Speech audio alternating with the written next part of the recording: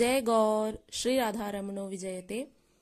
सर्वप्रथम आप सभी को होली पर्व की ढेर सारी शुभकामनाएं। भगवान श्री कृष्ण आपके जीवन को प्रेम और खुशियों के रंगों से सदैव परिपूर्ण रखें। तो चलिए हम लोग आज के पाठ को प्रारंभ करते हैं। आज का पाठ है हमारा श्रीमद् भगवद गीता के 9वें अध्याय का 13वां और 14वां श्लोक। तो मित्रों, गीता के 9वें अध्याय का 13वां श्लोक इस प्रकार से है। महात्मानस्तु मां पार्थ दैवीं प्रकृतिमाश्रिताः भजन्त्यनन्यमनसो ज्ञात्वा भूतादिमव्ययम्। आइए अब इसके शब्दार्थ को देखते हैं।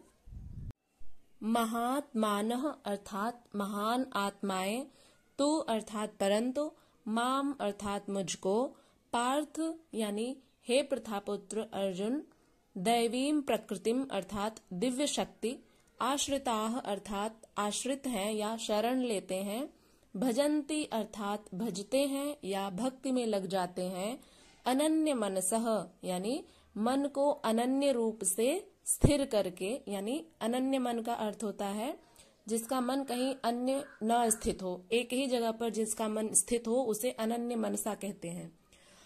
और ज्ञात्वा का अर्थ है जानकर, भूत अर्थात समस्त सृष्टि, आदिम अर्थात मूल यानी जो प्रारंभिक अवस्था होती है, प्रारंभ जो होता है, आदि का अर्थ होता है मूल या प्रारंभ, अव्ययम अर्थात अविनाशी जिसका कभी व्यय नहीं होता है, जो कभी खर्च नहीं होता है, जो अविनाशी है।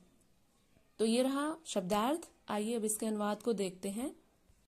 भगवान श्री कृष्ण कहते हैं, किंतु हे पार्थ, जो महान आत्माएं मेरी दिव्य शक्ति की शरण लेती हैं, वे मुझ भगवान श्री कृष्ण को ही समस्त सृष्टि का मूल जानते हैं।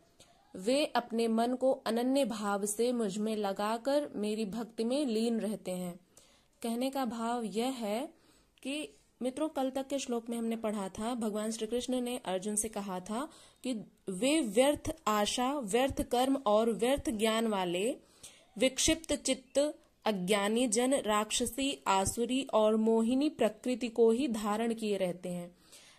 कौन लोग? जो मूढ़ व्यक्ति होते हैं, जो मंद बुद्धि के लोग होते हैं, जो परमात्मा को एक साधारण मनुष्य की भांति ही समझते हैं, ऐसे लोगों को भगवान श्री कृष्ण ने कहा है कि वे अज्ञानी जन हैं, राक्षसी, आसुरी और मोहिनी प्रकृति को ही धारण किए रहते हैं, जिसके कारण वे मेरी परम शक्ति को समझ पाने में असमर्थ हैं। यहाँ तक हमने पढ़ा था। और आज के श्लोक का जो अनुवाद है उसमें भगवान श्री कृष्ण कहते हैं, परंतु हे कुंती पुत्र अर्जुन, दैवी प्रकृति के आश्रित महात्मा जन। कल तक तो हमने पढ़ा था कि जो आसुरी और जो मोहिनी शक्तियां हैं उनमें जो आश्रित रह करके भगवान श्री कृष्ण को या उस पर ब्रह्म परमात्मा को साधारण मनुष्य समझते हैं, लेकिन जो दैवी प्रकृति के लोग होते हैं वे क्या करते हैं? जो मनुष्य दैवी प्रकृति के आश्रित महात्मा जन मुझको सब भूतों का सनातन कारण, भूत अर्थात प्राणी, सब भूतों का जो उद्भव स्थल है वह है परमात्मा भगवान श्री कृष्ण, सब भूतों का सनातन कारण और नाश रहित अक्षर स्वरूप जानकर, अक्षर परमात्मा का हमने अक्षर बताया था ओम, तो अक्षर स्वरूप जानकर अनन्य मन से युक्त होकर निरंतर भजते हैं। यानी जो आसुरी और राक्षसी प्रवृत्ति के लोग होते हैं वे तो परमात्मा को केवल जब उनका अवतार होता है तो वे ये समझते हैं कि ये भी एक साधारण मनुष्य हैं, क्योंकि वे भी मनुष्य के ही योनि में रहते हैं, लेकिन उनकी पराकाष्ठा शक्ति जो है, जो परम शक्ति है, उसको वे मोह माया में फंसे रहने के कारण, मंद बुद्धि के कारण नहीं समझ पाते हैं। किंतु वहीं दूसरी तरफ जो दैवी प्रकृति के आश्रित रहते हैं, जो दैवी शक्तियों के आश्रित रहते हैं, ऐसे लोग महात्मा जन, ऐसे महात्मा जन भगवान श्री कृष्ण को सभी प्राणियों का जो उद्भव स्थल है, यानी उत्पन्न करने वाले भगवान श्री कृष्ण ही है ऐसा मानते हैं, और सबका नाश करने वाले भी वही हैं। यानी संपूर्ण सृष्टि की रचना परमात्मा से ही हुई है और संपूर्ण सृष्टि का विलय भी उन्हीं में हो जाएगा। जो लोग ऐसा मानते हैं और अनन्य मन से युक्त होकर निरंतर भजते हैं, वे महात्मा जन हैं और वे दैवी संपद यानी दैवी प्रकृति के ही आश्रित रहते हैं। ऐसे व्यक्तियों के लिए भगवान श्री कृष्ण ने इस श्लोक में बतलाया है। अब वे महात्मा जन भगवान श्री कृष्ण को किस प्रकार से भजते हैं उसको अगले श्लोक में बताएंगे भगवान श्री कृष्ण। तो गीता के 9वें अध्याय का 14वां श्लोक इस प्रकार से है। सततं कीर्तयन्तो मां यतन्तश्च दृढव्रताः नमस्यन्तश्च मां भक्त्या नित्ययुक्ता उपासते। ये रहा श्लोक। आइए अब इसके शब्दार्थ को देखते हैं, फिर इसके अनुवाद को देखेंगे। सततम अर्थात निरंतर या सदैव, कीर्तयन्तः अर्थात दिव्य महिमा का गान करते हुए, माम अर्थात मुझको यानी श्री कृष्ण को, यतन्तः अर्थात प्रयत्न करते हुए, च माने और या तथा, दृढ़व्रताः अर्थात बड़े दृढ़ निश्चय के साथ, नमस्यन्तः अर्थात नम्रता पूर्वक झुकते हुए, च माने और, माम अर्थात मुझको, भक्त्या अर्थात प्रेम पूर्वक भक्ति करते हुए, नित्य युक्ताः अर्थात निरंतर एकाग्र चित्त, उपासते अर्थात पूजा करते हैं। तो ये रहा शब्दार्थ। आइए अब इसके अनुवाद को देखते हैं। भगवान श्री कृष्ण अर्जुन से क्या कहना चाह रहे हैं उसको समझने का प्रयत्न करते हैं। भगवान श्री कृष्ण उन दैवी प्रकृति के आश्रित महात्मा जन के बारे में बतलाते हुए कह रहे हैं कि वे दृढ़ निश्चय वाले भक्तजन निरंतर मेरी ही महिमा का गान करते हुए, सदैव मेरी दिव्य महिमा का गान करते हुए, बड़े दृढ़ संकल्प के साथ प्रयास करते हुए, नम्रता पूर्वक मेरे समक्ष नतमस्तक होकर, प्रेम पूर्वक भक्ति पूर्वक मेरी पूजा करते हैं। यानी जो दैवी संपद के आश्रित रहते हैं, जो महात्मा जन, वे भगवान श्री कृष्ण की निरंतर उन्हीं की ही उपासना अर्चना करते रहते हैं। वे दृढ़ निश्चय वाले भक्तजन निरंतर मेरे ही नाम और गुणों का कीर्तन करते हुए तथा मेरी प्राप्ति के लिए यत्न करते हुए और मुझको बार बार प्रणाम करते हुए सदा मेरे ध्यान में युक्त होकर अनन्य प्रेम से मेरी उपासना करते हैं। यानी इसको थोड़ा सा और सरलता से व्याख्यात करने का प्रयत्न करते हैं। वैसे ये समझ में आ गया होगा, बहुत ही सरल सा अनुवाद है इसका।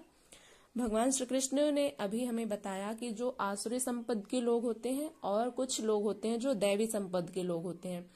तो जब भगवान अवतरित होते हैं इस पृथ्वी लोक पर, तो जो आसुरी और राक्षसी संपद के लोग होते हैं, उनमें जो मोह माया में ग्रसित लोग होते हैं, वे अपनी मंद बुद्धि के कारण भगवान श्री कृष्ण को मनुष्य योनि में, मनुष्य का शरीर देख करके कि ये भी तो एक साधारण मनुष्य की ही तरह जीवन यापन कर रहे हैं और इनका शरीर भी मनुष्य की तरह ही है, तो ये भी एक साधारण मनुष्य ही है, ऐसा वे समझ लेते हैं। तो इसमें भगवान श्री कृष्ण कहते हैं कि इसमें उनका भी क्या दोष है, क्योंकि वे भगवान श्री कृष्ण की परम शक्ति को नहीं समझ पाते हैं, जिसके कारण वे ऐसा मानते हैं कि ये भी साधारण मनुष्य ही हैं, जबकि ऐसा नहीं होता है। और वहीं दूसरी तरफ जो दैवी संपद के आश्रित महात्मा जन होते हैं, वे परमात्मा की दिव्य शक्तियों को पहचानने में समर्थ होते हैं और वे ये जानते हैं कि परमात्मा जगत के कल्याण हेतु ही अवतरित होते हैं। और भले ही वे मनुष्य योनि में हैं, भले ही उन्होंने मनुष्य का शरीर धारण किया हुआ है, लेकिन वे साधारण मनुष्य नहीं हैं। इसके पीछे की जो परम दिव्य शक्ति है उसको महात्मा जन समझ लेते हैं और यही कारण है कि वे उन्हें निरंतर भजते रहते हैं और उन्हीं का ही एकमात्र अनन्य मन से, अनन्य मन एक शब्द आया था जिसका अर्थ है कि किसी व्यक्ति का मन एक ही विषय में लगा हुआ है और उससे अतिरिक्त कहीं अन्य नहीं है। एक अभिज्ञान शाकुंतलम में एक प्रसंग आता है जब शकुंतला दुष्यंत के याद में खोई रहती हैं, उन्हीं को ही स्मरण करती रहती हैं। तो ऋषि दुर्वासा का जब आगमन होता है उनके आश्रम में, तो उन्होंने पुकारा तो उनकी आवाज को वे सुन नहीं पाती हैं, क्योंकि वे अपने जो उनके जो पति थे दुष्यंत, उनके स्मरण में खोई रहती हैं, जिसके कारण वे ऋषि दुर्वासा की आवाज को नहीं सुन पाती हैं। और यही कारण होता है कि ऋषि दुर्वासा उनको श्राप दे देते हैं कि जिनके स्मरण में तू खोई हुई है और जो आगमन है, मेरा आगमन, उसको तुमने ध्यान नहीं दिया कि कोई अतिथि आ रहा है तुम्हारे आश्रम में। इस कारण से तुम जिसको स्मरण कर रही हो, मैं तुम्हें श्राप देता हूँ कि वो तुम्हें भूल जाएगा और तुम्हारे बार बार याद दिलाने पर भी तुम उसे याद नहीं रहोगी। तो ये सच भी हो जाता है। दुष्यंत शकुंतला को भूल जाते हैं और ये कहानी, ये नाटक जो है बहुत लंबा है, तो इसका बताने का भाव सिर्फ इतना ही था कि अनन्य मनसा क्या होता है। अनन्य मन का अर्थ है कि मन जो है हमारा, वह किसी एक ही जगह पर स्थिर हो गया है और कहीं नहीं जा रहा है। तो जिस प्रकार से शकुंतला दुष्यंत की यादों में खोई थी, उन्हीं को ही स्मरण कर रही थी, और उनके आश्रम में ऋषि दुर्वासा का आगमन हुआ जिसको वो जान भी नहीं पाई क्योंकि उनका चित्त कहीं और लगा हुआ था। तो इसी प्रकार से कहने का भाव यह है कि जब इसी प्रकार से अनन्य मन से हम परमात्मा का स्मरण करते हैं तो हमारी जो इंद्रियां हैं, हमारा जो मन है, वह सांसारिक विषयों में आसक्त नहीं होता है, जिसके कारण बहुत अधिक संभावना है कि हमें परमात्मा की प्राप्ति भी हो सकती है। तो इसी बात को समझा रहे हैं भगवान श्री कृष्ण कि अनन्य चित्त से जो मेरा निरंतर स्मरण करते रहते हैं, मैं उन्हें सुलभ हूँ, यानी आसानी से प्राप्त हो जाता हूँ उनको, जो मुझे निरंतर भजते रहते हैं। तो मित्रों, हमें भी प्रयत्न करना चाहिए कि अनन्य मन से अपने हृदय में केवल उस परमात्मा का भाव रखें, किसी के प्रति भी ईर्ष्या द्वेष की भावना ना रखें और सभी के साथ प्रेम का व्यवहार रखें। तो गीता पढ़ रहे हैं हम लोग, तो इतना ज्ञान तो होना ही चाहिए कि हमें किसके साथ कैसा व्यवहार करना है। तो आज होली के पर्व पर हमें यह संकल्प लेना चाहिए कि हमारे हृदय में जितने भी क्लेश हैं, जितने भी द्वेष हैं, लोगों के प्रति जो द्वंद्व है, वह मिटा करके जो खुशियों का रंग है, प्रेम का रंग है, उसको अपने जीवन में उतारें और वही दूसरों को भी दें। तो मित्रों, जिसके पास जो रहता है वही वह सामने वाले को देता है। तो पहले हमें खुद में सुधार करना होगा, पहले हमें अपने अंदर बदलाव करना होगा और स्वयं को जानना होगा कि हम कौन हैं। क्योंकि जो व्यक्ति स्वयं को नहीं जानता है, ऐसे लोगों को भगवान श्री कृष्ण ने मूढ़ कहा है, यानी वे मूर्ख हैं जो स्वयं को नहीं जानते हैं।